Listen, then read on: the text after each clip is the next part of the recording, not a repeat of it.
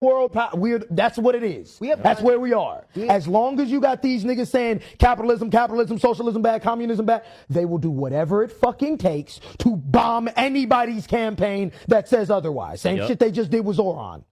And the funny thing, sorry to cut you off, funny thing is like, he was saying, like, this is the standard, right? And they don't want to lose that standard because of the dollar. But even if we lose that standard, we have gotten to the point of wealth of what the fuck are you really losing? What are you losing?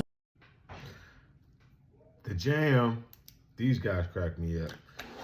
These guys have convinced me and literally made me realize that I used to worry about YNs running around Chicago and running around neighborhoods and how dangerous it was and bad it was for the community. Just to realize that no, the IN is more dangerous for the community than anything, right? Because a YN, all we got to do is actually get law enforcement in our inner cities, and then that stops that. Trump's already proven that. But the IN, I don't know how we stop this. How we stop these young brothers, people like Mark Lamont Hill and Bakari Sellers and Roland Martin and these super intelligent folks from the community who go out, and because they speak right, I mean, they have good proper diction, they kind of speak clearly, we'll take that as being super smart, right? Because we have YNs in the community who run around acting crazy, and a lot of grown men who just run around, running from issues, right? They don't speak coherently. They, hey, mother F this, mother F that. So then when we do see someone in the community that can kind of put citizens together, then we exalt them as intelligent. And like, whew, people speaking for the community. That's why so many of our leaders are the clowns that they are. This is an interesting show. I'm gonna watch it. I'm gonna use it to show my boys, like, hey man, don't end up like this.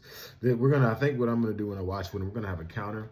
We're gonna count every clip we see, how many times these young scholars use the N-word, how many times these young scholars scream out a curse word all loud. I said, hey boys, don't that remind you of your mom? Like when you don't clean up the floor, how she gets mad and like yells and stuff until dad comes and calms it down and lays the authority. So, and I don't know these guys. I don't want to make any assumption about them. But you know, my first assumption whenever I see, especially young men acting very effeminate, I just assume that there's no father around. Or if there is one, then boy, he dropped the ball.